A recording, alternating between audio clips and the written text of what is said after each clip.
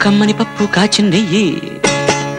వేడి వేడి అన్నం మీద కమ్మని పప్పు కాచిందెయ్యి పప్పు తప్పడం కలిపి కొట్టడం భోజనం వన భోజనం తల్లి తోడు పిల్ల మేక